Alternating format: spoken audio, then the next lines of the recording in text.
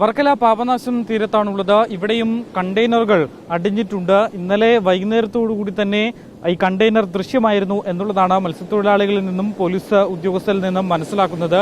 ഇന്ന് പുലർച്ചയോടുകൂടി തന്നെ പതുക്കെ ഒഴുകി ഈ തീരത്തോട് ചേർന്ന് എത്തുകയായിരുന്നു എന്നുള്ളതാണ്. മാത്രമല്ല ഇതൊരു കാലി കണ്ടെയ്നറാണ്, ഇതിനകത്ത് ഒന്നും തന്നെ ഉണ്ടായിരുന്നില്ല എന്നുള്ളതാണ് അറിയുന്നത്.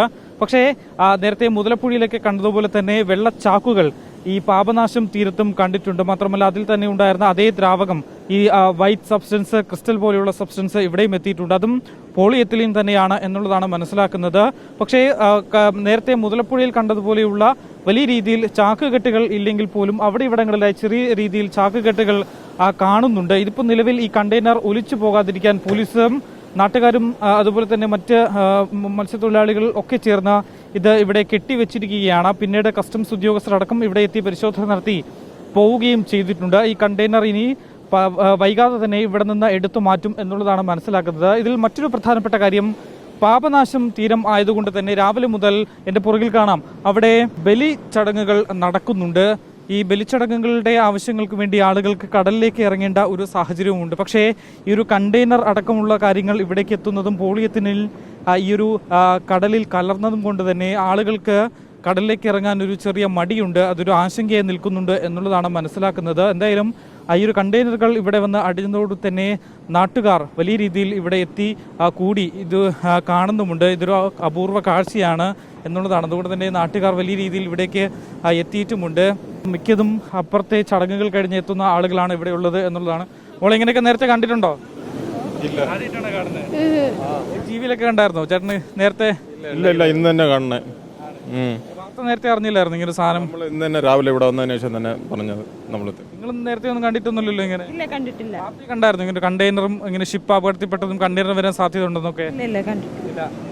അറിയത്തില്ല. ഇപ്പൊ ഇങ്ങനെ കണ്ടെയ്നർ വന്ന് കിടക്കുന്ന കാണാനായിട്ട് വന്നാണ്. അങ്ങനെയാണോ?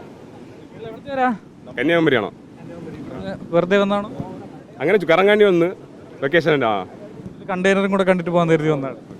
അതുകൊണ്ട് അപ്പം കോസ്റ്റ് ഗാർഡും നേവിയൊക്കെ കൃത്യമായൊരു മുന്നറിയിപ്പ് തന്നിട്ടുണ്ട്, ഇങ്ങനെ കണ്ടെയ്നറുകൾ വരികയാണെങ്കിലേ ഇതിൻ്റെ അടുത്തേക്ക് വരരുത്, 200 മീറ്റർ മാറി നിൽക്കണം എന്നൊക്കെ. പക്ഷേ ഇതിലിപ്പോൾ ഒന്നും ഇല്ലാത്തതുകൊണ്ടാണ് അടുത്തേക്ക് വന്നിരിക്കുന്നത്.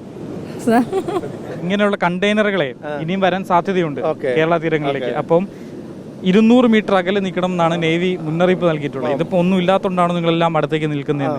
അതുകൊണ്ടാണ് കൗതുക കാഴ്ച.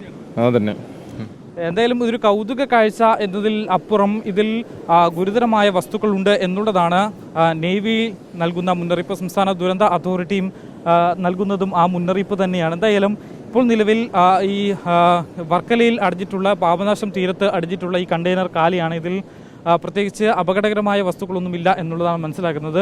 ഒരു ഭാഗത്ത് ബലിതർപ്പണ ചടങ്ങുകൾ പുരോഗമിക്കുന്നുണ്ട്. അവർക്ക് അവിടെ നിന്നും കടലിലേക്ക് ഇറങ്ങി ചടങ്ങുകൾ ചെയ്യുന്നതിന് ചെറിയ ബുദ്ധിമുട്ടും കടൽക്ഷോഭം, അതിന് പുറമെ ഈ ഒരു പോളി എത്തലീൻ സബ്സ്റ്റൻസുകൾ അടക്കമുള്ളത് കടലിൽ കലർന്നത് ഒരു ചെറിയ ആശങ്ക ഉണ്ടാക്കുന്നുണ്ട്. എന്തായാലും തീരം, അതായത് തലസ്ഥാനത്തെ തീരങ്ങളിലേക്ക് കൂടി ഈ കണ്ടെയ്നർ അവശിഷ്ടങ്ങൾ എത്തുന്നു. മുതലപ്പുഴ മുതൽ വർക്കല വരെ ഈ അവശിഷ്ടങ്ങൾ എത്തിയിരിക്കുന്നു എന്നുള്ളതാണ് മനസ്സിലാക്കേണ്ടത്. ഇനിയും വരും മണിക്കൂറുകളിലും കൂടുതൽ കണ്ടെയ്നറുകളോ അല്ലെങ്കിൽ അവശിഷ്ടങ്ങളോ ഇങ്ങോട്ടേക്ക് എത്താനുള്ള സാധ്യതയുണ്ട് എന്നൊരു മുന്നറിയിപ്പും നൽകുന്നുമുണ്ട്. വീഡിയോ ജേർണലിസ്റ്റ് നന്ദകിഷോറിനൊപ്പം reporter Diego, in reporter, Thiruvananthapuram.